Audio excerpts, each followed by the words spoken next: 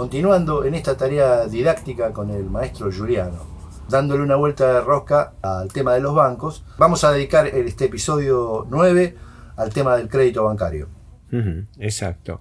Mira, obviamente el crédito está íntimamente relacionado a la actividad bancaria porque los bancos obtienen dinero de la gente que usan para dar crédito. Así que, digamos, la función principal de los bancos en cuanto a su relación con la economía es facilitar el circulante para que el dinero se aplique a la economía.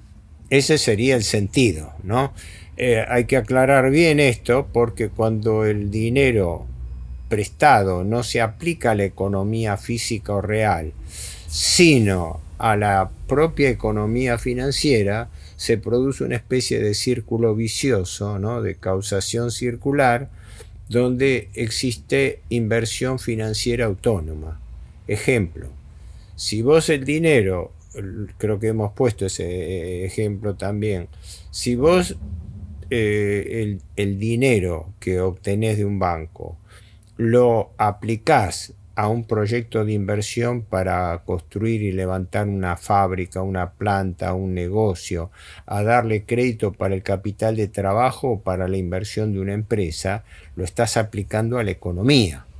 Pero si ese dinero lo prestás para que se especule en bolsa, para que se compre moneda extranjera, dólares, para que haya una intermediación y ahora con las monedas digitales se termine comprando Bitcoin, etcétera, etcétera. Toda la multiplicidad de operaciones financieras, entonces estás creando lo que se llama inversión financiera autónoma, o sea, una inversión de dinero que lucra con un negocio de dinero. Y esa es una de las patología de las finanzas modernas, el hecho de que el dinero no se destine al crédito productivo. Pero permitirme una aclaración fundamental que es esto, y esto es de texto, ojo, cualquiera puede incluso repasarlo, yo desde la época universitaria desde ya, pero creo que desde la época secundaria ya había hurgado en estos temas. El tema es muy simple, la palabra crédito viene del latín credere, creer, tener fe. Por eso la confianza, por eso el famoso tema de tan vapuleado y tan tan distorsionado de la confianza. Pero ¿qué ocurre? Si vos sos una persona individual y le vas a prestar a alguien, se presta a quien vos tenés confianza en que te devuelve el préstamo, ¿no? En el caso de un banco que lo hace como profesión, como finalidad, más todavía. De allí el análisis de créditos bancarios. Entonces, acá hay un tema fundamental que es el siguiente. El crédito bancario es el préstamo que se da a o con interés. Acá es indistinto usar la palabra préstamo a interés o préstamo con interés, pero la palabra adecuada entiendo que es préstamo con interés, porque puede haber préstamos gratuitos o préstamos de otro tipo. ¿Qué significa? Que el dinero que decíamos que el banco recoge por un lado de los depositantes y los aplica a dar crédito, es una función esencial de los bancos, una función fundamental de los bancos, que se hace con intermediación, pagando y cobrando tasa de interés. Yo le pago una tasa de interés pasiva más baja al depositante y presto al prestatario, al destinatario del préstamo, a una tasa de interés más alta. Entonces lucro con la diferencia de tasas, ¿no? Si doy al depositante un 50%, al prestatario, al destinatario del préstamo, le cobro 60 o 70 de tasa de interés, ¿no?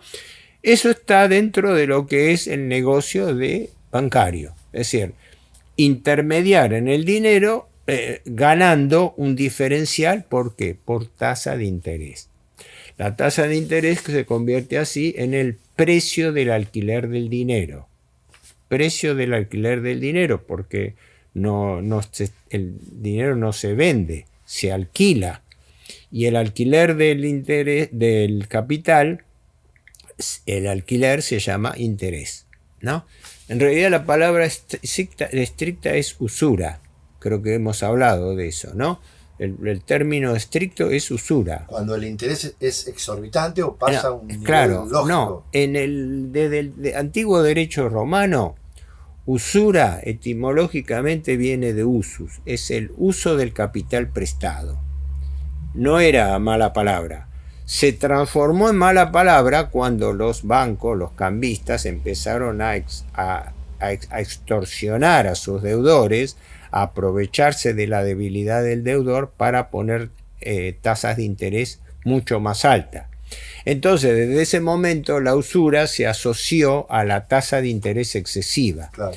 Pero conceptualmente corresponde hablar de usura, porque la operación es usura. Quiere decir uso del capital prestado. Yo te cobro a vos un interés porque te estoy prestando el dinero. Hay toda una controversia que no vamos a entrar acá, pero el día de mañana podemos hablarlo. ¿Qué es la usura? ¿Qué es la usura y por qué lo condena la Iglesia? ¿Por qué es condenada en general? Pero acá no vamos a entrar en eso. La usura está aceptada, es decir, la tasa de interés forma parte de la economía moderna. Y por eso yo señalaba que es parte del costo financiero que está metido dentro del sistema de precios. Claro, sí. Cuando el interés es exorbitante o se cobra en demasía, pasa a ser inmoral. Por eso el término peyorativo negativo de usura. Es claro, la palabra usura tiene un justificado carácter peyorativo. Y mala fama. De una justificada mala fama. Pero estrictamente hablando, debiera hablarse de usura. Préstamo con usura, es decir, préstamo con un alquiler. Ese alquiler se llama tasa de interés, pero la tasa de interés es una tasa. Es una tasa, es decir, te presto a vos con usura al 5% de interés, al 10, al 20, 30. Lo que pasa es que, claro, cuando la tasa de interés es muy alta, ya se asocia directamente a usura. Pero para no confundirnos nosotros y no confundir a los espectadores, respetemos el uso corriente, ¿no? Que la usura es, como vos decís, la tasa de interés excesiva, y la tasa de interés, que puede ser variable, puede transformarse en usura si es excesiva o no.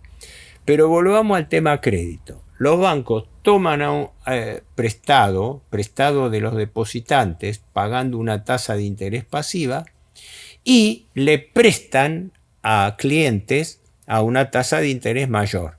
Lucran entonces con la diferencia, la tasa activa por la cual dan los créditos contra la tasa pasiva que le dan a los depositantes. Hasta ahí estamos bien. Bueno. ¿Qué ocurre? Ahí viene toda la esencia del negocio bancario. La esencia del negocio bancario es o debiera ser seleccionar adecuadamente los créditos. Eso es el ABC, es decir, elegir a qué cliente prestarle, ¿no? Porque si no se dan los casos frecuentes de créditos de favor que se dan a empresas amigas, que se dan también por corrupción bancaria, etcétera. Eso está a la orden del día en la Argentina y en el mundo. ¿Cómo? El famoso crédito a Vicentín. Sí, créditos, claro, y créditos que se dan al Estado o a proyectos. Todo. Digo, es la historia, es la historia. Pagan, se toman y no se pagan. Es claro, malos créditos y todo. Y bueno, aquí había un banco, el Banade, que cerró tapado de deuda, lo liquidaron en la época del 90. Es claro, tenía que cumplir una finalidad de promoción económica. Pero resulta que sirvió como caja fácil de préstamos a empresas ligadas a los gobiernos.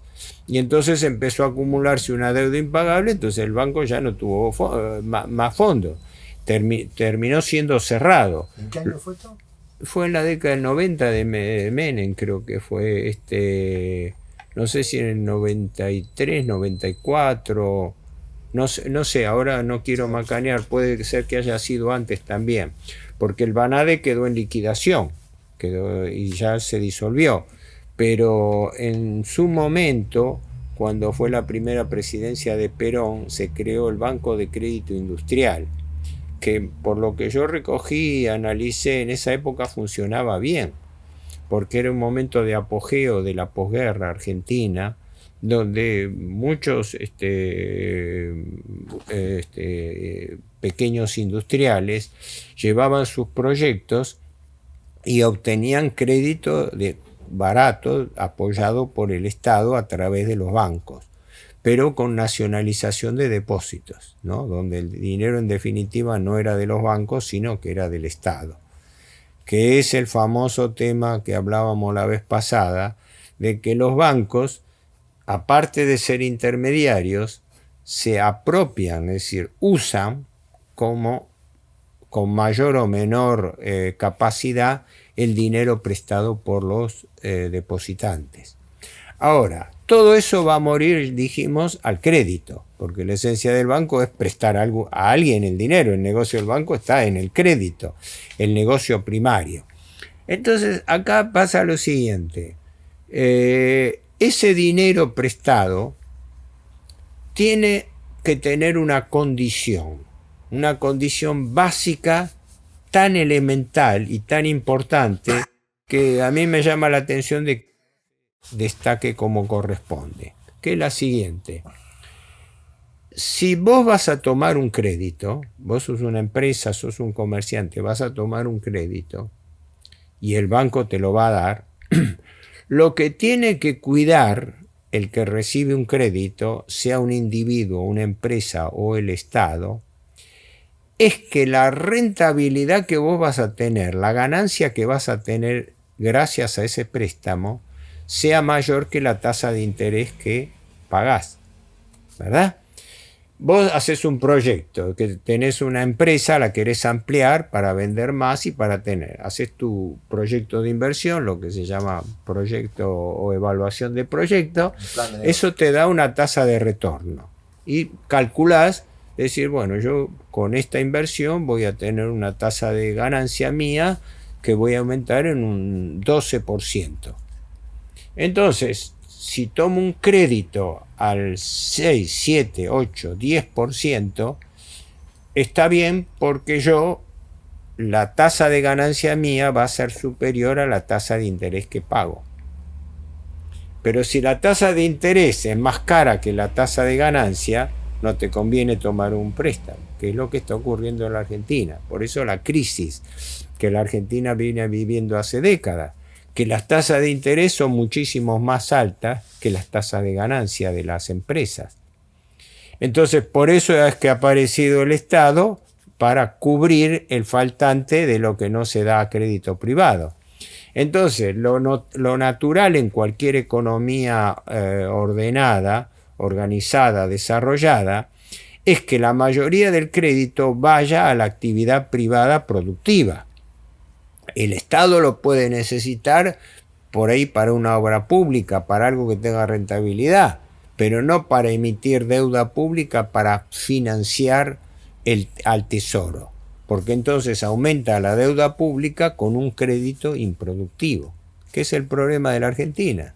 El problema de la Argentina es haberse y seguirse endeudando, ¿no?, sin que ese dinero que va al Estado tenga una rentabilidad que justifique que yo estoy tomando ese dinero, ¿no?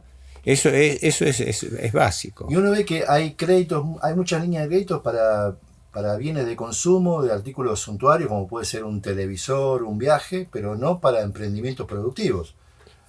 Las tarjetas de crédito, claro, por ejemplo, tienen subvencionado créditos para comprar un televisor de 40 pulgadas, un teléfono, sí. Es decir, no tienen un fin productivo. Hay toda una controversia en materia de política crediticia, tema que es justamente el que vos decís. ¿Financiar la oferta o financiar la demanda? Cuando vos das un crédito a la gente para que consuma, financias electrodomésticos, financias un auto, ¿no? Le estás dando más capacidad, más liquidez ¿a quién? A la demanda, a que va a demandar algo, porque normalmente se va a dar el préstamo para ser utilizado en algo por parte del que recibe, para utilizarlo como un gasto, ¿no? Él va a financiar un gasto, en definitiva, ¿no? Un gasto que parece era la inversión en un electrodoméstico. Distinto es cuando el préstamo se da a una empresa, porque en ese momento la empresa que recibe el préstamo lo utiliza para ampliar su producción. Entonces aumenta la oferta. Y aunque la regla, hemos dicho, no es matemática, no es a ciencia cierta, pero la tendencia natural del juego de la oferta y la demanda se da a través del crédito. Se da a través del crédito, ¿por qué? Porque vos para tener empresarios que produzcan, tenés que tener consumo. Ahora, por ejemplo, el gobierno actual está generando recesión económica. Entonces, ¿quién va a tomar el préstamo? ¿Qué empresario va a tomar préstamo en un momento de recesión económica? Vos tenés que dar condiciones de crecimiento para que el crédito tenga sentido. Si no, ¿quién, salvo alguna apuesta muy específica de un rubro de negocio que vos sabés que va a crecer y es un nicho de negocio? Pero la economía en su conjunto, no. Entonces ahí es donde se produce la brecha y el gran problema. Orientar el crédito al consumo o orientarlo a la producción. Siempre va a haber un mix, siempre va a haber una mezcla. Pero ¿qué ocurre? Que si vos financiás demasiado el consumo, estás generando una liquidez artificial y en consecuencia estás presionando sobre los precios, estás generando inflación. ¿Por qué? Porque entonces las empresas en la Argentina, eso hay gente amiga calificada que lo ha estudiado mucho, la gente de la Fundación Buenos Aires 21 que preside el doctor Juan Carlos Bacareza, y que entre ellos está alguien que es también muy amigo mío, un especialista en economía financiera bancaria, el doctor Carlos Ragonesi, que hace décadas lo vienen diciendo. Y la patología argentina es que acá, cuando aumenta la demanda, es decir, cuando la gente empieza a comprar, las empresas, en lugar de aumentar la producción, aumentan los precios. No responden por cantidad, por producción, responden por precio. O sea que las empresas tienen una gran responsabilidad en el aumento de la inflación. No es el tema de solamente imprimir billetes, es cómo funciona la economía. Sí. Y se me ocurre indirectamente, muchos de esos artículos bienes suntuarios que nos aumentando la demanda de consumo de artículos que muchas veces son importados, sí, o son producidos por empresas extranjeras que más tarde o más temprano van a fugar o van a girar sus dividendos a sus casas matrices en el exterior. Con una aclaración. Si se trata de empresas productivas extranjeras radicadas en la Argentina, si bien van a versar utilidades al exterior, lo cual es legítimo. Si una empresa norteamericana, alemana, japonesa, china, cualquiera, hace inversión en la Argentina, tiene su derecho a llevarse, a reinvertir sus utilidades o a llevárselas al exterior. Eso es una cuestión de la ganancia que tenga la empresa. Pero de todas maneras, en lo primario, es positivo para la Argentina, porque aumenta la producción local. Aumenta la producción local, quiere decir que aumenta el empleo local, aumentan los insumos locales, aumenta la actividad económica local, qué sé yo, el transporte, los servicios que van asociados. Eso no es negativo en sí mismo. El problema es el comportamiento de muchas empresas, y por desgracia la mayoría de las empresas argentinas, que responden por precio y no por cantidad. Claro, el argumento de las empresas normalmente es, y nosotros no nos podemos arriesgar a tomar un préstamo hasta que no tengamos certeza de que esto no es un veranito pasajero, ¿no? Sí, yo empresario, no es que porque tenga una ola de ventas voy a salir enseguida a tomar un crédito, a expandir mi producción. Hay un desfasaje lógico, eso sí, pero visto en su conjunto y visto a nivel económico, no. En este momento estamos viendo lo que está ocurriendo. La asunción del gobierno Milei ha provocado una recesión en la Argentina. Estamos viviendo una terrible recesión económica producto de que el gobierno estranguló la demanda. ¿Qué quiere decir estrangular la demanda? Y le bajan los sueldos a la gente de la administración pública, bajan las jubilaciones, bajan los planes sociales, no hay plata. Paran las obras públicas. Hay 2.000 obras públicas de distinto tipo paradas.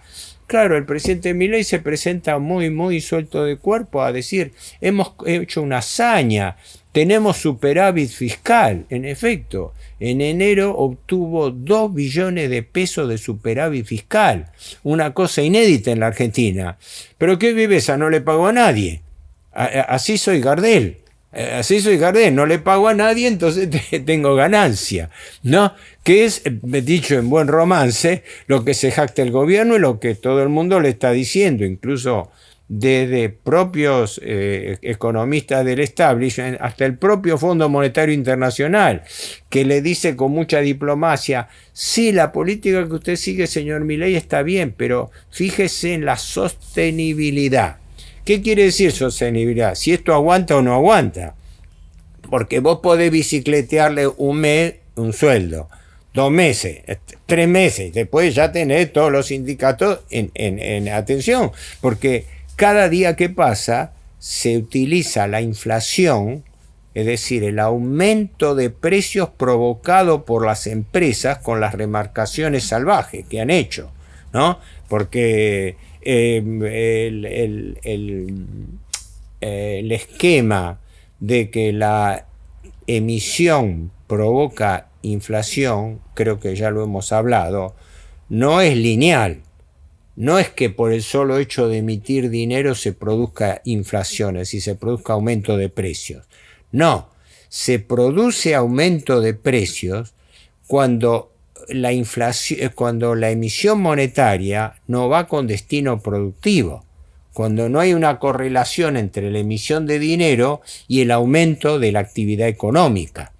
Si vos emitís dinero que va a parar a la deuda del Estado, a la especulación financiera, a la compra de dólares, a las inversiones bursátiles, entonces vos estás generando una distorsión que produce inflación. ¿Me explico? Por eso la premisa de que la inflación no depende del origen, la emisión de dinero, sino del destino que le das a ese dinero.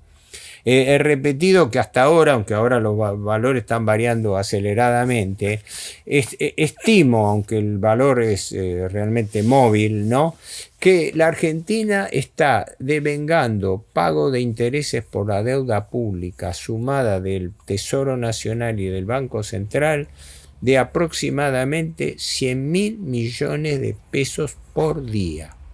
Una locura, repito, 100.000 millones de pesos por día, que a su vez se están emitiendo. Y el principal destino de la emisión del Banco Central, que en este momento se calcula, no hay información directa de eso, se calcula en 2 billones de pesos por mes que está imprimiendo el Banco Central. ¿Sabes para qué van con el principal destino? Para pagar intereses de la deuda. Por eso se genera presión inflacionaria, por el destino improductivo de la emisión monetaria. Si esos mismos 100.000 millones de pesos diarios se dedicaran a financiar fábricas, se dedicaran a financiar y a alentar emprendimientos productivos, entonces ese dinero no iría a incrementar el costo financiero, iría a aumentar la producción nacional. Por eso la clave de la función bancaria... Y créditos para alentar un poquito el consumo. Claro, sí, pero sobre la base de que, en mi opinión, el crédito debiera darse a la producción más que al consumo. Porque si vos das primero facilidades de crédito al consumo, aumentás la presión de la demanda y las empresas no responden aumentando la producción, responden aumentando los precios. Hace 15, 16 años, no sé si 2007, 2008, 2009, más o menos por ahí, había un diputado, Eric Calcaño, hijo del viejo economista Eric Calcaño. Lo conozco, no lo he tratado mucho, pero lo conozco. Yo conocí al padre, son de La Plata. Sí, junto con Heller y otros diputados más, estaban promoviendo una ley, una reforma a la ley de banco, para que los bancos tuviesen una obligación de que un cupo del dinero de ellos fuese que los bancos tuviesen la obligación de que un porcentaje del dinero que tienen como encaje, el dinero que tienen, vaya a líneas de crédito para emprendimientos productivos, para la producción, para la industria. Creo, Esa ley al final era en oficialismo, se ve que el propio oficialismo no les permitió. Pero era muy interesante eso. No, algo de eso no sabía de la autoría del proyecto de Calcaño y Heller, pero yo oí hablar, he leído, es más, creo que existen disposiciones que favorecen o privilegian el crédito productivo, sobre todo a pymes, ¿no? A pymes sí, creo que existen líneas de crédito ya desde hace tiempo y siempre se insiste. Pero de nada o de poco sirven darle créditos a empresas en un contexto recesivo, donde la gente cada vez compra menos, cada vez retasea más las cosas, cada vez difiere más el consumo. Entonces, generar crédito cuando la economía está en recesión tiene que ser justamente, para mí, orientada hacia una política de reactivación económica, pero induciendo el crédito a la producción, cosa que no a todas las empresas les interesa, porque la realidad de la cuestión es esta. Es decir, es el eterno dilema del crédito productivo y crédito financiero. Mirá, es elemental, pero existen 3 niveles de destino de la ganancia empresaria. Cuando se reactiva la economía, hay 3 indicadores básicos. El primer indicador de que la economía se reactiva es la reinversión de utilidades. Quiere decir, vos tenés un negocio, te va bien en el negocio, entonces, en lugar de quedarte y disfrutar y gastarte las utilidades, decir, no, me conviene más reinvertirlo en el negocio y aumentar. Es lo que se llama autofinanciación. Eso estaba estudiado ya hace muchos años por Francesco Vito, un economista italiano, pero es una especie de verdad de perogrullo, ¿no? Pero él lo señalaba especialmente, que el primer indicador de que una economía se reactiva lo dan los propios empresarios, el propio comerciante. Cuando a un comerciante le va bien, ¿qué hace? Reinvierte sus utilidades, es decir, amplía su nivel de negocio. El segundo nivel lo da el crédito comercial, no bancario.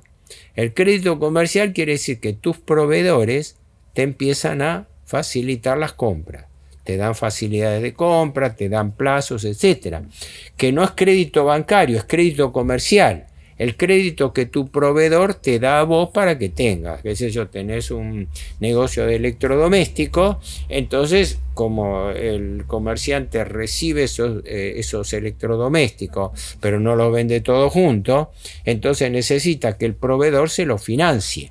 Entonces ese financiamiento no es un financiamiento bancario, es un financiamiento comercial que el proveedor le da. Y recién allí aparece el crédito bancario. Pero el crédito bancario no es para utilizarlo en forma transitoria. El crédito bancario tiene que ser con destino productivo. ¿Y qué es el destino productivo? Los proyectos de inversión, los proyectos de ampliación. Yo me endeudo en un banco porque tengo una proyección, tengo un horizonte de crecimiento. Esta es la esencia con la cual normalmente funciona y debiera funcionar acá y en todo el mundo el sistema bancario. Ahora, ¿qué ocurre? Si ese sistema bancario, entre la intermediación que hace el banco de tomar depósitos y dar préstamos, en el ínterin, los bancos se apropian y utilizan eso para optimizar su ganancia. Y resulta que su ganancia resulta más el del negocio financiero que del préstamo a la empresa o al individuo. Resulta que el banco va a dedicar ese dinero más a ganancias financieras propias que a destino económico. ¿Me explico? Lo que hablábamos creo que desde el comienzo, ¿no? La diferencia entre economía y finanzas. Es decir, si presto para el desarrollo económico o presto para una especulación financiera, ¿no? Es como le pasa a una persona que dice, a ver, tengo un dinero, ¿qué hago? ¿Lo invierto en la empresa o compro dólares? O lo presto, o compro Bitcoin, o hago una especulación financiera de corto plazo, o lo juego en bolsa para ver si este fin de semana los valores de acciones o títulos varían y gano. Todas esas son las exposiciones del crédito. Ahora, una sola cosa para reiterar esto. Hay que tener presente que así como es importante no la emisión, sino el destino de esa emisión, así también es importante el crédito, no porque se dé crédito y porque se tenga fondos, sino por el destino del crédito. Y normalmente ahí tiene que intervenir el Estado, porque si no hay un Estado organizado que tenga un plan de desarrollo, un plan económico, las empresas, algunas les irá bien, otras les irá mal, unas especularán, otras así, pero el crédito no se puede dejar tan librado a criterio propio de las empresas. El Estado, no obligando, el Estado tiene el deber de planificar la actividad económica, no para cumplirle el Estado, sino para orientar el crédito privado, ¿no? El Estado tiene que ser el que da señales para eso, por lógica, ¿no? Es decir, ahora, si el Estado te vende recesión, te estrangula, no hay nada, entonces ¿qué hace? Para la economía. Al parar la economía, ¿quién pide crédito? Nadie. ¿Quién aprovecha ese crédito? El Estado. ¿Para qué? Para aumentar la deuda pública. Entonces la deuda pública de una necesidad se transforma en un agente activo. Y el Estado se endeuda muchas veces para subsidiar al sistema bancario, porque el sistema bancario, como ocurre hasta ahora, no tiene a quién prestarle. Entonces ahí aparece el subsidio del Estado, que le toma ese dinero pagándole altísimas tasas de interés. Este es el esquema tal cual yo veo que funciona y también que se distorsiona el crédito. Y el sistema financiero descorchando champán con esta fiesta es claro. de prestándole al Estado. Hay un crédito, hay una línea de crédito que no la mencionamos, que se me ocurre que el Estado tiene una obligación, vamos a llamarle, se me ocurre un crédito social, que es el crédito hipotecario.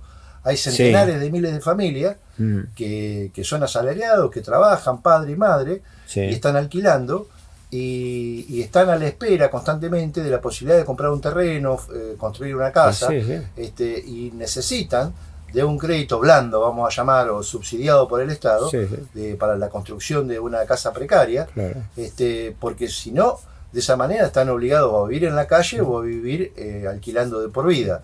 Ese crédito hipotecario también debiera ser una obligación del Estado de promoverlo, de subsidiarlo. Bueno, de hecho siempre ha existido, siempre ha existido nominalmente. Pero ahora con esta nueva ola privatizadora, donde todo lo tiene que hacer la actividad privada, sí, pero la actividad privada sigue sus propios objetivos de lucro. Tiene que haber, yo digo siempre que el Estado tiene 3 funciones básicas y clásicas: planificar, regular y controlar. Usted es un comunista. No operar. Yo no me peleo porque las empresas sean del Estado o sean privadas. No, pero la planificación tiene que ser del Estado. La planificación, que ha sido confundida con lo que vos decís, con la planificación socialista, comunista, no. Todos los países tienen planes de desarrollo y bueno, los planes de, los países desarrollados tienen planes tienen planes, planificación económica. Uno de los que tiene, por lo que yo estudiaba en su momento, hace tiempo, uno de los mejores sistemas de planificación, por ejemplo, es el gobierno francés. Está considerado un sistema de planificación muy serio. ¿Pero qué quiere decir planificación?